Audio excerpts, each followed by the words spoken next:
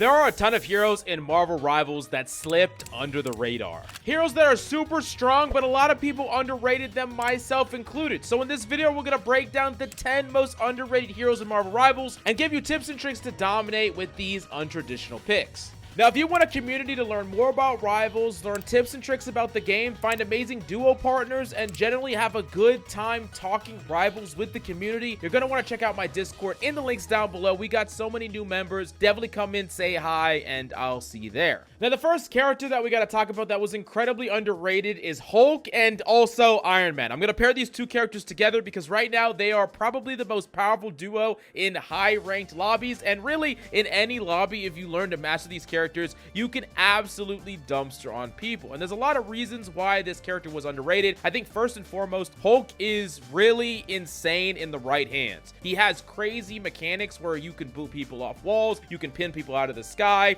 You're incredibly hard to kill, and you can give bubbles to your allies as you go in, enabling a dive. Really, Hulk creates a lot of pressure and can solo carry a game. And I think a lot of people underrated this character initially because he's not an easy character. In fact, I would say he's one of the hardest characters to master, and he's also one of the hardest characters to even play at a what I would call skill floor. Very difficult, lots of text. Your timing needs to be perfect because if you constantly mess up, you're just going to die over and over. You're going to jump in, get melted by Punisher, jump in, just randomly die. Your timing and your threat assessment needs to be really on point. But once it is, Hulk can just completely carry lobbies. And that alone makes Hulk really underrated, but Iron Man is also a character that is so freaking powerful, especially when paired with Hulk, because of that gamma ray synergy. Because of this, Iron Man is going to just output so much damage, capable of just melting people like crazy, and Hulk is going to apply a lot of pressure to people, make it so that anyone that's on an off angle is going to have a hard time looking at Iron Man, and then Iron Man's just going to basically shred, melt people with spam damage, or shred people down with his beam, and that synergy is just insanely powerful. Especially when we start to see characters like Hela get banned. But even outside of that, Hulk is a really good counter to a character like Hela. You can constantly be on that character, constantly diving her, forcing her off of the off angles away from her team, so she has to just play main. Iron Man's can really play close to cover, using the floor, playing close to the ground, or just using the side of walls and buildings to kind of jiggle behind. And really, this kind of makes a super strong duo that is synergistic, not only just in their effects, but the ways that they want to take a fight. They both help each other. The Hulk helps the Iron Man by creating a lot of pressure, denying these angles, and Iron Man helps the Hulk because he gives him more kill potential because Iron Man is spamming in and making everyone low, so the Hulk is going to be able to get more value. And I would say that Iron Man is a little bit more reliant on the synergy to be a super strong character. You could still play him without it, but he's really, really strong with it, almost to the point where you would rather have it and maybe play something else if you don't. But Hulk is just good in general, and you can play that character anytime, and he's freaking dominant if you become good enough with him. So if you're looking for a character to main play, Hulk might be that next character you pick up. That being said, briefly going back to Iron Man, something that we didn't foresee is just how powerful Mantis and Luna Snow Ultimate would end up being. These are the most powerful ultimates in the game, and Hulk's ultimate is one of the few counters to these ultimates where you don't have to wait them out. You just get to straight up kill them and kill their team, and yeah, that's just super busted. So I literally think just like playing the neutral game, spamming, looking for beam kills, and then countering these ultimates is enough to win so many games as Iron Man, and especially Iron Man Hulk. Now, the next underrated hero in Marvel Rivals is Adam Warlock, and this character is still disrespected to this day, most people putting him as maybe the 4th or 5th best support, but I'm here to tell you right now that he might be the 2nd best support after freaking Mantis. This character is so damn strong, but it requires a couple of things from you to truly unlock this character. So the reason that Adam Warlock is so underrated is that he's punished for a lot of things. If you misuse your shift, which is your soul bond ability, you will die and get punished to divers. If you're not positioned well, you have no mobility, you will get killed and punished by divers or tanks or whatever. And if you don't have good mechanical skill, you can't threaten damage, you can't kill people, you can't get picks. But if you have all those things, this character truly becomes insane. Not only can you threaten a lot of DPS that other characters can't, like you're like a budget Hela in a lot of ways where you can really output damage, threaten Iron Man, put in a lot of kill pressure, and when you're adding a little bit of burst damage to targets, your DPS just have such an easier job dealing with those characters. Not to mention with your alternate fire holding it down, you can really burst things out of nowhere and just get kills, generate kills. But also, when you soul bond Bond is such a strong ability. I would say it's probably one of the most powerful abilities in the game. And the reason is because it's good offensively and defensively. When you use it defensively, when a Black Panther comes in or a Hulk comes in or whatever, and you link the HP of everybody, this basically makes you unkillable and will completely counter an entire game plan by the opponents. And you might be thinking, hey, you're just sharing health. You could all just die because you're sharing health. But the thing about it is most fights, and you know this just by thinking about it a little bit, most fights end because people get picked off. Someone dies, then someone else dies, and someone else dies. It's not like everyone dies, and a lot of times when people say, hey, we're spread out too much, no one can help each other, that's because people are spread out, people get picked, and then you lose a team fight. But if you're connected in HP, very rarely do people just all die. Like, if you're all dying, then you didn't win that fight no matter what you did anyways. But the vast majority of the time, connecting your health totals to other people just means none of you can die. None of you will get picked, and you can easily sustain through whatever your opponent is doing.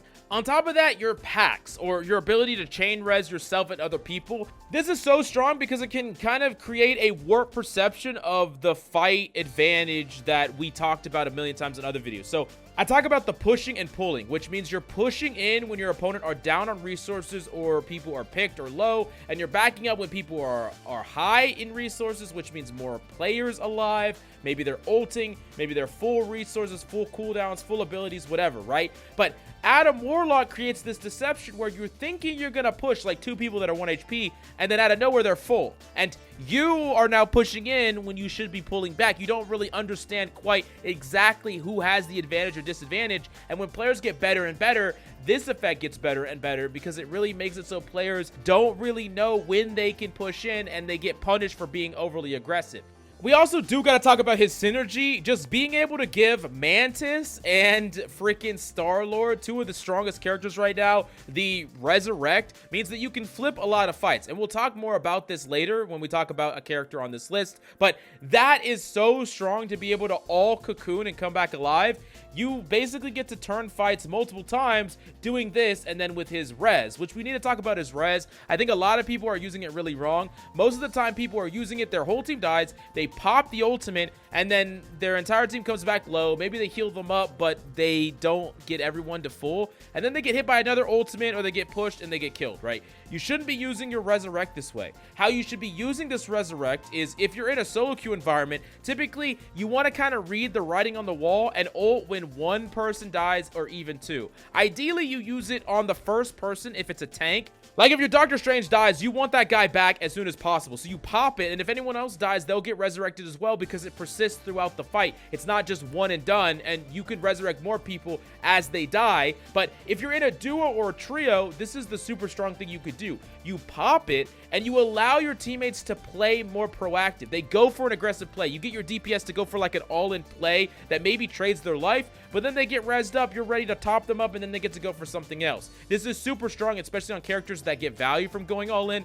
Think something like Black Panther. He knows that he's going to get resurrected, so he's going to psycho in, javelin, dash, dash, spin, dash, dash, do all the crazy crap. Then he's going to die, and then you're going to top him up. He's going to get to go do it again before their opponents get back all their cooldowns, and you can win a fight like that. So there's ways to use it more proactively, and I think in general, just waiting and being super passive with it where you're trying to hide and res the whole team is not really that great of a use of it, to be honest. Now, another hero that's crazy underrated is Wolverine. A lot of people, myself included, put this character really low, and we all have kind of found out, thanks to streamers like Team Captain and other players, that Wolverine is freaking nuts, mainly because this character does two things. He does crowd control, which you get to take tanks and bring them into your team. That is a really strong effect, and I know this because I play a lot of Bucky and I play a lot of Thor. I understand how good displacement is, and Wolverine does it better than anyone else because you're not just pulling someone around the corner, you're pulling them far back into your team, which is crazy. There's a lot of tanks that just fold to this guy. Characters like Groot just literally get packed up by a good Wolverine. And then the other layer to this that I didn't quite understand at the time is that Wolverine scales with HP. So that means that he is gonna kill a tank about the same rate he's gonna kill a squishy But that's crazy because no character kills a squishy and a tank at the same rate besides Wolverine. He gets to literally just kill things very quickly and just eat up tanks, eat up Hulks that are ulting, eat up freaking Venoms that have 1,000,000 HP, eat up Groots that have 700 health. He doesn't give a single F about any of these characters, and he just freaking dominates them. I'm also finding more and more in Rivals that creating a threat or a problem that can't be answered is almost more important than just raw stats. Like, a lot of characters will have raw stats where you're like playing Punisher and you're outputting like raw consistent damage and raw consistent picks, and you have like 30 kills and 10 deaths, and that's cool. You are like actively contributing to every team fight that your team is winning, and you know, you're doing your job, right? But there are some characters and strategies that demand an answer. There are threats that just, if they are not dealt with, the game is over. And they feel that way when you're up against them. We talked about the Hulk Iron Man. Iron Man that is with a Hulk and has that synergy can feel oppressive, where it's like the whole game is now centered around this Iron Man. If we can't deal with this Iron Man, it doesn't really matter how many kills he has or whatever. We are going to lose every fight to this Iron Man. We cannot deal with this Iron Man. And Wolverine is another character cut from that same cloth, where if you cannot find a solution to him, you just lose. Your front line gets packed up, your tank dies, you lose the game. Like, that's literally what happens. You lose because your tank just keeps getting deleted over and over again. If your tank can't find a solution, if you as a team can't find a solution, you lose to this character. And it doesn't matter how much damage he has or how much limbs he has or whatever. He's a problem. He's a threat that if not answered or, you know, you figure out a solution to, you will just lose to over and over again. And I think that that's incredibly powerful as a character that you can pick up and add to your pool of characters that you play. Super strong, super busted, and if opponents just don't have the tools, the hero pool, or just the knowledge to deal with you, the strategy to deal with you, they're just gonna just straight up fold to you, and that's more SR for your bank account. And number 4 is definitely Thor. A lot of people put this character very low. I played this character a lot, so I've been an active proponent of Thor, and I'm here to tell you that Thor is one of the hardest carry tanks, especially in lower elo, that you can possibly play. And there's a couple of reasons for that. Thor outputs a crazy freaking amount of damage, and he can kill people straight through heals. When you hit people with your Super Saiyan mode, where you're chucking lightning bolts, you can literally just kill almost anything. You don't have to be far away from people. You can be right on top of them and just track them and just hit them very easily. It's very hard to miss, to be honest, because of how big the hitboxes are, and you're just outputting a crazy amount of damage and just getting kills. And on top of that, Thor has great crowd control. We talked about booping people, but one of my favorite things is to stand on a high ground, and when people walk through a choke like a Magneto or Doctor Strange, I'm falling down, I'm pinning them into my team, away from theirs, out where they don't want to be. This makes them use resources, this makes them use their shield, their abilities, this makes their team pocket them, and sometimes it just gets them killed. Thor is great at displacing people, outputting a lot of damage, and contesting. He's great at jumping on a Punisher that's by himself. He's great in general when people are playing spread. That's why he's so good in low elo, because he's so good at just getting onto someone's head. Someone's like playing by themselves, he just literally flies on top of them, sits on their head, kills them, and goes and does something else. Now, the one weakness I would say though to Thor is that he's not a great solo tank, and this is kind of a problem with the general recommendation, because the reality of like ranked in random elos is that you're lucky to get 1, sometimes you will not get 2. But Thor can absolutely carry as the second tank, but as the first tank he has some struggles, so he would really like to play with a Mag, a Hulk, or a Doctor Strange. But I still think he's a great character to learn because of just how hard he can carry in the right situations. And of course, subscribe, because we are right now writing and producing a Thor guide that will go up on this channel pretty soon. So if you don't want to miss out on that, definitely subscribe. The number 5 is Loki, and Loki was a character that some people were super active proponents of, and then the rest of the community kind of disregarded. Loki is crazy, and there's a couple of reasons why, but the first thing has to do with his totems. People didn't really understand, myself included, what totems did, why they were good, but here's the thing.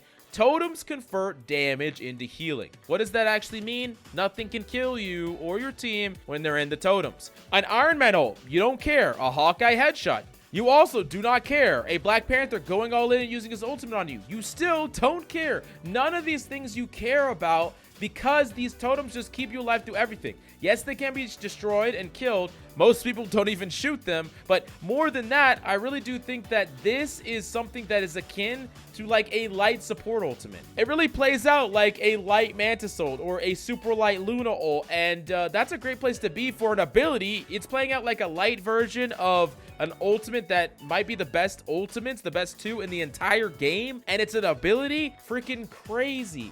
And also, one of the most powerful strategies that you can do in this game is the copying a support ult. So when Luna pops an ult, nothing's going to die for 12 seconds, and she's going to keep her whole team alive. Most teams have a plan where they're just going to hold out and wait for that to end, and then they're going to dump their ultimates. But what happens if Loki copies your own teammate and then Luna ults again? 24 goddamn seconds of nothing dying? Yeah, no team is gonna beat that. Like, it's just impossible. It's actually impossible to beat, and that's so busted. It's so strong. And then the last thing about Loki is that he's slippery. He's frustrating. He can tilt opponents, and he's just generally hard to deal with at times. I think Loki has a really high skill ceiling as well, so as you get better and better, you can do more and more on him. The number 6 is Namor, and Namor was a character that I have underrated, especially in a world where Hela and Hawkeye either get banned or take the backseat. But even with them, I'm going to be honest with you, Namor, I just flat out put lower than he should be on my tier list, because this character is freaking cracked. The hitboxes are really huge to the point where you can easily contest even Iron Mans with Namor. You can hit across the map shots with this character, and the burst is crazy. The headshots do a giant chunk of damage. Canceling your primary into your secondary does crazy damage. But here's the reason why this character is so good. You can go and walk on an off angle, and an off angle is something adjacent to your team, you know, to the left or to the right, you know, maybe at a 45-degree angle from your team, maybe even a little bit more than that. And you are playing at that angle, and a lot of characters like to play at that angle because you can get a different line of sight on the opponents. But most characters, they go on that angle, like Punisher, and they could get jumped on. They could get dove by a Black Panther and killed, by a Psylocke and killed, right? Namor doesn't run into these problems for 2 reasons. Number 1, you go to these off angles, you drop both your turrets, and you start dealing damage. So not only do your turrets also deal damage to what you're shooting at, but any diver, anyone that wants to contest you has to contest you or the turrets. They have to clear the turrets, and then you just kind of back up a little bit when they clear the turrets, and then push back out when you have the turrets. So it's really hard for them to dive you. And then also you can go into your intangible ball, and if you get healed up, get any form of peel, or just go to the high ground, you can get out of any bad situation. So not only are you applying a ton of pressure, you're incredibly hard to force out, and you're almost impossible to dive. That is crazy. It's so freaking strong. And we actually broke down the rank 1 Namor on our second channel. Links will be in the description. Check that out, because I didn't even know some of this stuff was possible on this character, how much pressure he's outputting. And I love that I can just go to top 500, find a player, and check out the replay. It's so cool, and we're going to do a lot more of that on the second channel.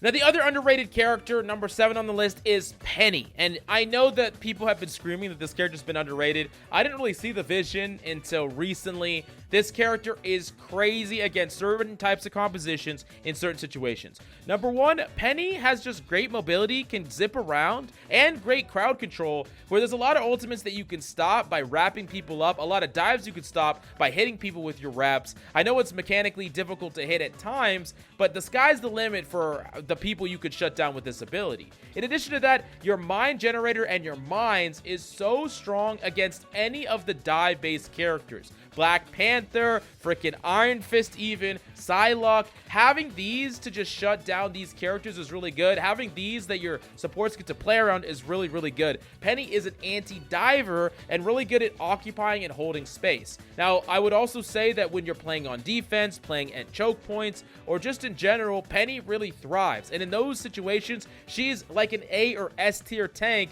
and I really do think that a lot of tank players should probably pick her up to deal with the problematic threats, to play on the really strong points on defense for her. And yeah, there's an incredibly high skill ceiling on this character as well for shutting down people with your grips. So yeah, I think that Penny is just super underrated, super undervalued, and I really think that more people should be playing her, even if I get frustrated playing Thor into her because I can't kill the goddamn generator very easily. Now, the next character is Rocket, and I think the general perception of Rocket is that he's strong in the lower elos, but he scales off in the higher elos. And I do understand that Rocket does get a fair bit weaker as you climb, but he's still seeing play in the top 50. And he's still really strong with the right duo synergy, specifically Punisher. We're seeing players like Gale and other players really thriving with the Punisher duo. I think the Punisher duo is a bit better than the Bucky duo. Actually, probably a lot better than the Bucky duo. Even if the Bucky duo is all right, the Punisher duo, allowing the Punisher to just output a crazy amount of damage, is so good when you time it on enemy engages. When enemies push in, when tanks jump in, when Hulks jump in, because Hulk is really strong. When a lot of these characters commit, Strange commits, they're crossing from their safe cover onto you to try to finish all off, and you pop down the rocket synergy and you just literally delete them out of nowhere. You break the freaking shield, you kill them, you break the bubbles, you kill them. I think a lot of tanks think that they are safe. They think that they can protect themselves with their abilities, their cooldowns, but this synergy specifically basically breaks through all of that, where people just don't really expect to die and don't really expect to take that level of damage out of nowhere. And it's so much damage, in fact, that people can die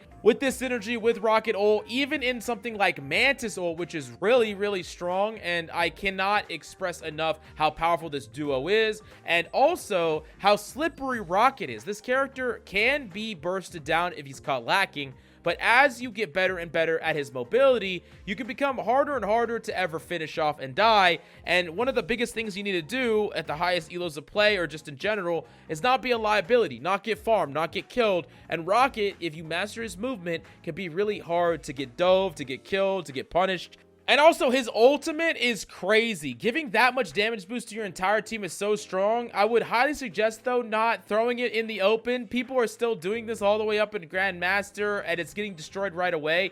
Use it before the fight has started as the tanks are committing, but try to use it to get some instant amount of value. Use it to benefit your entire team, and use it around the corner, but still has line of sight of your team, so it doesn't get destroyed right a freaking way. Now, the last character we got to talk about is Star-Lord, and I really think that Star-Lord is the next one up. When we talk about the best characters in the game, we're typically talking about Hawkeye and Hela, characters that get banned, and I'm gonna be honest with you, also characters that people are starting to get better and better at shutting down. Star-Lord, especially after Psylocke, is the next one up. The character that really can take over an entire lobby, and it's for a couple of reasons that people didn't quite understand before. Number one is his freaking flip dodges anything. It gives him literally invulnerability frames. So whether it's an ultimate, whether it's a one-shot, whether it's anything, this freaker can dodge it, which gives him a ton of survivability and allows you to outplay almost anything.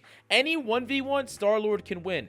Any ultimate, Star-Lord can tank. And that's a crazy place to be. To be someone that can basically outskill, outtime anything is crazy. Not to mention, if you get your tracking up, you work on your mechanical skill, this character's time to kill is so damn fast. Combine that with the fact that you can dodge any ability and survive, you're just gonna win every single 1v1 on this character. And more than that, his economy is so good. We talk about his ultimate, you generate it so freaking fast, and this ultimate is just as powerful as an ultimate like Psylocke's ultimate, where it's gonna wipe basically any team that doesn't instantly respond to it with a crazy one-shot, but you can dodge it still, because you can still roll in your ultimate, or a team that doesn't have a defensive ultimate, a support ultimate like a Luna Snow ultimate, you're gonna wipe them. And that's so freaking strong to be able to generate an ultimate so fast when almost every 1v1, be able to outplay everything, have high burst damage and good mobility, and have an ultimate that just wins a fight if the certain conditions are met. We call it like a checkmate ultimate. That's crazy. Combine that with the fact that I think Star-Lord synergizes with the best support duo in the game, which I would say is Adam Warlock Mantis, where you give all three of them the res mechanic. So freaking strong, so freaking broken, because Star-Lord can go make a play, be proactive, and then die, and then resurrect himself. Mantis and Warlock being able to do the same thing means that a fight that's scrappy, which a lot of fights get scrappy when you get some picks and you don't just all fold over and die, y'all get to keep fighting and turning the fight, making plays together. You freaking join all your damage together. The Mantis will damage boost the Star-Lord. They like all look out for each other. The Warlock and the Mantis are pinging something. Star-Lord swoops in and finishes it off. An amazing trio to run as well if you're looking for a trio to run. And then once again, again, I talk about when Adam Warlock pops that res, as long as you're not too far away or the Adam Warlock is actively pushing forward, the Star-Lord can go in, go for a super proactive play with the intent to get value and die and then get resurrected. So there's a lot of really strong things about this character, and I also think that even though he's definitely not as strong or broken as characters like Hela and Hawkeye, he actually has good matchups against these characters. He can actually shut these characters down. So really, I think Star-Lord can be one of your best characters to one-trick that you can play in low elo, grind a high elo, still not get banned in high elo, and dominate in high elo, which is amazing. You get to play him through every phase of your development. Yeah, play more Star-Lord. Play more freaking Star-Lord. But that being said, here are 10 heroes that I think are incredibly underrated right now that you should consider maining. Are there any heroes that you think I missed? Give us your reasoning for why that hero is underrated and that other people should pick it up. Also, let me know what guides you want to see next. Smash the like, subscribe, and I'll see you next time.